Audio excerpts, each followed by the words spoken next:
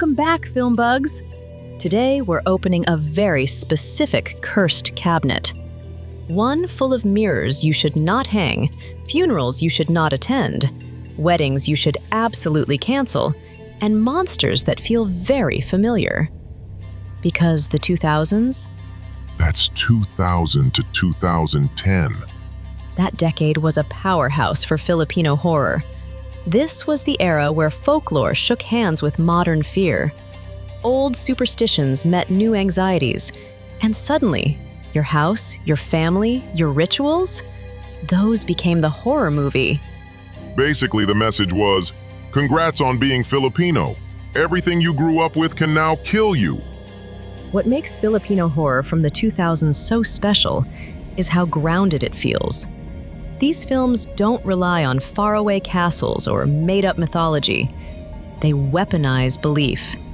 Funeral traditions, folk medicine, promises, mirrors, weddings.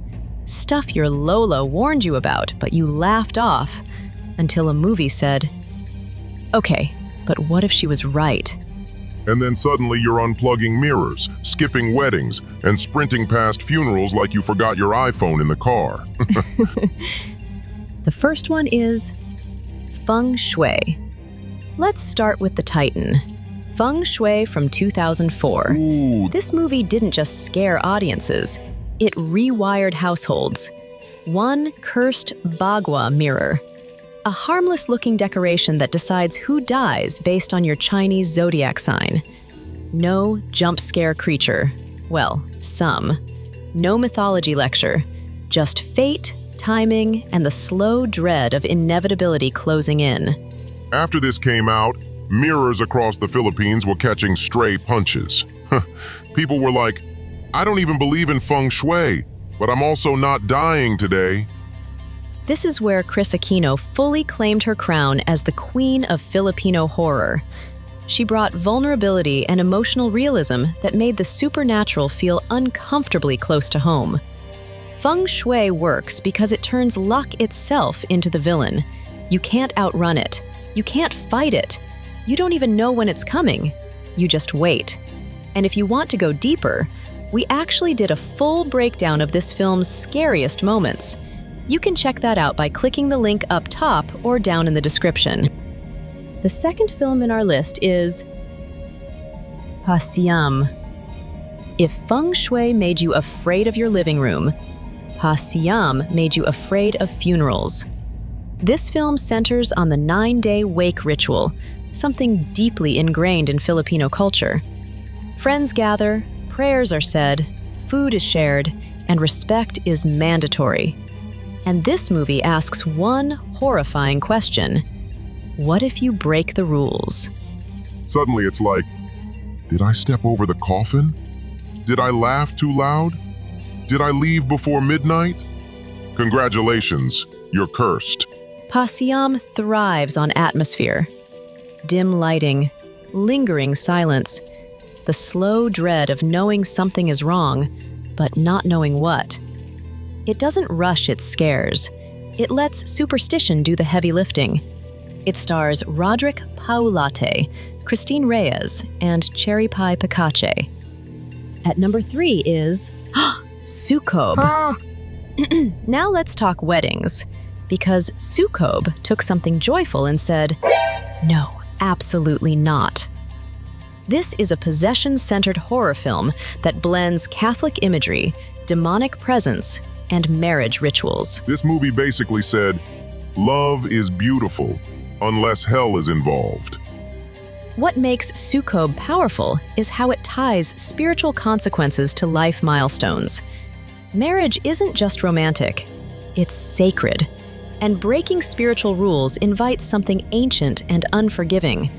The scares here are relentless.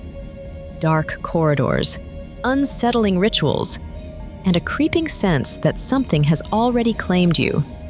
It stars Kris Aquino, Claudine Barreto, Wendell Ramos, and Boots Anson Roa. Men in boots! The fourth film in our list is Wag Kang Lilingon, 2006. Lilingon. Translated roughly as, don't look back. And trust us, you won't want to. This film revolves around vengeful spirits and broken promises, a recurring theme in Filipino folklore. This is the movie that makes you feel guilty for stuff you didn't even do. Like, did I promise something in 1998 and forget about it? The horror here is personal. The ghosts aren't random. They're owed. The atmosphere is suffocating. Shadows linger too long. Silence becomes threatening. This movie understands that guilt is one of the strongest engines of fear. Stars Ann Curtis, Marvin Agustine, and Christine Hermosa. The fifth and last film is Yanggaw, 2008.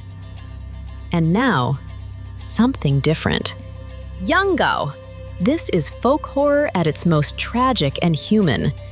The film follows a young girl who becomes infected by a mysterious illness, slowly transforming into something monstrous.